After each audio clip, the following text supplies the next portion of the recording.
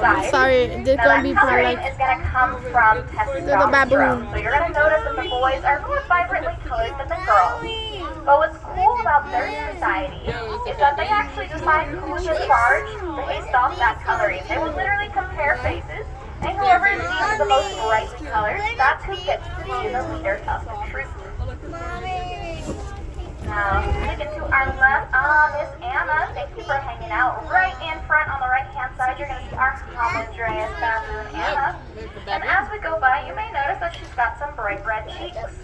Yes, I'm talking about her booty cheeks. Now, that's actually a big callus. And the purpose of that callus is that she can sit all day long, and her legs never go numb.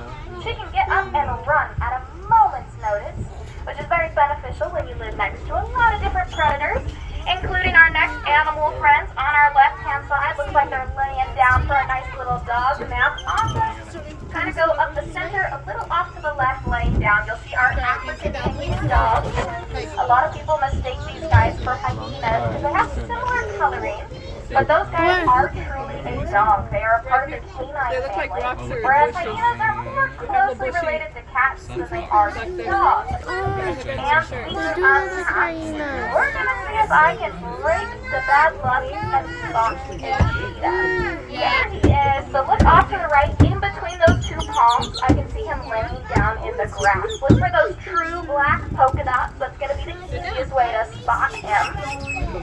Now we know cheetahs are very fast. They can reach up to 70 miles per hour. And the reason why is because they are built for speed. They're very thin, agile, very thin, angular creatures, which helps them cut through the wind. They have those super long tails that help them while they're running. But the coolest part that you can't see is that their claws are always out. So unlike other cats where they retract their claws all the way up into those cute little toe beans, cheetahs, a little bit of their claw always sticks out. Think of it like an athlete wearing cleats. It gives them that extra grip on the ground so that they can go even faster. Now this building that we're passing on the left-hand side, this is going to be our conservation center. Now this is one of the most important buildings we have here at the Phoenix Zoo. If you look at all those photos, those are all different endangered species that we are actively working with to breed and release back out into the wild. We don't actually have public access to that area because we want those animals to be as wild as possible. We also want to make sure that we're not passing any diseases from us to them before they go join their wild counterparts. And just by coming to the zoo today, by riding the cruiser, by buying a hot dog or a water bottle, you are supporting our zoo and all the conservation work that we're doing. So thank you for coming out. Thank you for supporting us. We wouldn't be able to do what we do without people like you. Now to the left, we got some camels hanging out over here. We got 3 boys, Crockett, Isaac, and Romeo. Now as we go by, you're going to notice that our boys only have one big hump on their backs. And that's because these guys are dromedary camels. It's their cousins, the Bactrian camels, which are the ones that have the 2 humps. Scarlett, look at the Now we used to think that that hump was basically a giant water balloon, but that's not actually true.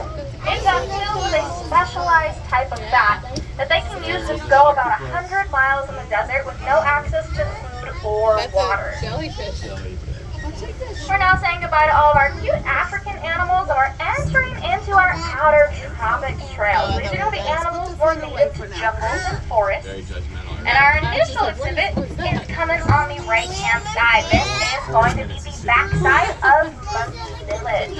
Now what's cool about this exhibit is you can actually go in and hang out with our monkeys for free. Now we do have 23 squirrel monkeys running around in here. And squirrel monkeys are little tiny monkeys. So the best way to spot them is to look for movement. If you see some leaves shaking or a rope swinging, that's a good indicator that there is a monkey nearby. And we do have 9 juveniles in there at the moment, which means that we have some very rambunctious monkeys. They're doing what kids do best and playing in their house. Sorry.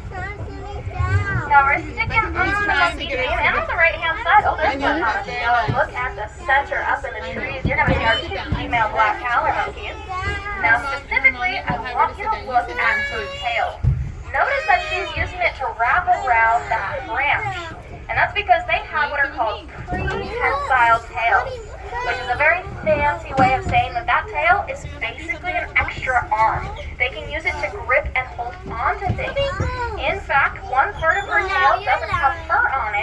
can grip even better. Ooh, on our left, looks like we have some horses having some turnout time. You can think of it as recess, free time, or socialization. Now we have horses here at the Phoenix Zoo because we have a program here called Horse Hands. It's where we teach anybody ages 3 and up how to ride, handle, and care for horses. It's an incredible program. Highly recommend it if you or someone you know is interested in learning more about those cute creatures. Now, as we've been driving around, you may have noticed that we have quite a few giant lanterns, Christmas lights, and all of this is getting ready for our zoo light season. That's right, even though it's October, we're already thinking about Christmas. And you can too, because our tickets for zoo lights are for sale. So if you wanted to snag your spot to be able to come walk around the zoo after hours and see all of our pretty lights, highly recommend it. Now to the left, this little path right here is a short little trail that's going to show you a few more scalier friends. We got some chuckwallas and iguanas. Now keep in mind that they are ectotherms. It's what we used to refer to as cold-blooded. So on a day like today where it's been pretty roasty toasty warm, they're most likely hanging out in the shade trying to keep their body temperature down. Now to the right, this is the Forest of Eco Trail. It's a nice big loop that starts and ends at this fountain. On it, you're going to find things like our spider monkeys, which do also have prehensile tails. And then right next to our white-faced socky monkeys, which don't. So you can go see the difference for yourself. You can also go see our macaw, toucan, boas, poisonous dart frogs, aquarium. And at the very center of that trail, you'll find our Andean bear, Augie.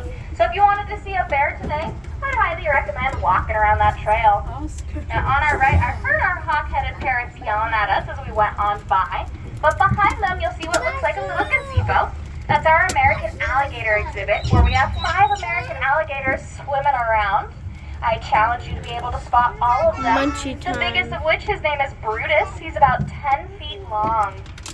You also see some very colorful birds. You have our scarlet ibises, which are more of that orangey color with a very pokey beak. And then you have our roseate spoonbills, which are more of that very pale pink with a wide bill. That is a cool name. Now this path coming up on the left-hand side, this is going to be the first out of 2 entrances into the Children's Trail. Now this side's going to put you by Harmony Farms. That's where you're going to find things such as our cows, sheep, chickens, and our pigs. Where it is absolutely free to go on in and pet 6 different types of goats. Megalodon. Coming up on our right, though, I can see a rhino hanging out in the center of this exhibit. This is a greater one-horned rhino, or when you Indian go at rhino. night, you could like I'm trying to see if It's all that's the little lights on the Botu cube. or Chuty. I'm guessing Botu? It's Botu. It's our younger of the 2. He's actually only 4 years old. Rhinos can live into their 30s and 40s, so he's got quite a bit of life left and quite a bit of growing to do. At the moment, he's only around about 3,000 pounds, which sounds really big, but rhinos can get anywhere between 5,000 to 6,000 pounds. So that boy right there potentially could even double in size. Ooh, I heard our next animal friend talking to us. You gonna talk to us, Diego? Coming up on our left, this is gonna be our rhinoceros hornbill, Diego. He's hanging out in the very front center. Look for those gorgeous jet black feathers. But you're gonna see why he's called a rhinoceros hornbill. And it's because of that little structure on the top of his nose. Now it has a few different purposes. There we go. Brain broke for a second. My favorite of which is it basically helps amplify his voice. So if he was out in the forest and needed his friends to hear him, that little thing on his nose keeps him nice and loud. We're having a pool party on the right-hand side, hanging out in the water. This is Chuty. This is the half-brother of Botu that we just saw. But Chuty is full-grown at the age of 10. I believe he's around about 5,300 pounds was the last I heard. Now, some people ask us, why are they separated if they're brothers? And that's because this species of rhino, once they reach maturity, like to be solo. They are solitary animals. So if we put the 2 of them together in one exhibit, they would actually start to fight over territory. So instead, they each get their own houses, but occasionally will actually swap sides, so that way they can explore different areas. They can also smell where the other one has been. It's really good for their brains. Now to the left, that little windy path right there is the second entrance to the Children's Trail. Now I know it's called the Children's Trail, but it is not actually just for kiddos. There's actually a large variety of animals down there, including we have emus, which look like these giant dinosaur birds. We have our wallabies, which look like little tiny kangaroos. We have our reticulated python, which is the largest snake we have here at the Phoenix Zoo. You can also check out Siamang Island, where we do have a family of Siamangs. We have mom and dad, Bodhi, who I believe is around about 4 years old now, and we actually have a brand new baby. He was born on May 4th, so his name is actually Hayden. They're from Star Wars. This is fun. But come right, we're going to slow down, and we're going to see if I can find us a Sumatran tiger. Specifically, I am looking for our birthday boy, Raja. Now you'll notice that he's got a few presents in there from earlier.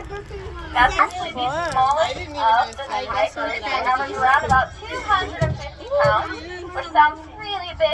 But when you compare that to the largest tigers that average around 600 pounds, suddenly 250 doesn't seem quite so big. Oh, he's up against the windows, walking around on the far left side. You can see those stripes through the foliage. And speaking of those stripes, if you were to shave a tiger all the way down to their skin, those stripes go all the way down. They're basically tattooed on their body. Now to the right, that's our inner tropics trail down that way, is where you'll find our orangutan, tropical flights, our walk through aviary. And here on the corner is the land of dragons. This is where you can go see our Komodo dragon Jojo. And right next to her, we have our Chinese alligator Lumi. We're now back at our main lake, and we got 3 islands out there for you to look at. To the left, home of the black and white rough lemurs. Across from us, home of the red rough lemurs. And all the way to the far right, home of the buck-cheeked gibbons. And I can see our gibbons hanging out on that little platform right there. Now, if you ever come to the zoo when we first open in the morning and you hear what sounds like singing, that's going to be those buck-cheeked gibbons. Every morning they sing a very lovely duet. It's their way of marking that island as their own, but it's also their way of telling us that they are best friends. They like each other so much that they're willing to sing together. Now to the left, Lakeside Carousel, always a crowd favorite. The path right next to it is one way back to that central plaza. And that plaza will take you over to the Arizona Trail. But right before you hit that trail, you can stop by Stingray Bay, where you can get your ticket to go on in and pet our cow-nosed stingrays. We also have 2. I pet the stingrays. They're so soft. And they're so cute. Now once again, I'm going off to the left, but if you went to the right, that's our Inner Africa Trail. So down that way is where you're going to find our Grevy's zebras. If you keep walking down, you'll run into our greater flamingos. And at the very end, you'll see our spotted-necked otter. That's also the quickest way back to those camel rides and Monkey Village. Oh, we're going to get a great view of one of our kudus as we come on in. Looks like he's munching on one of the bushes.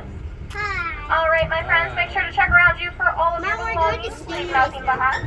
If you haven't come up and asked, thank you so much for joining us today.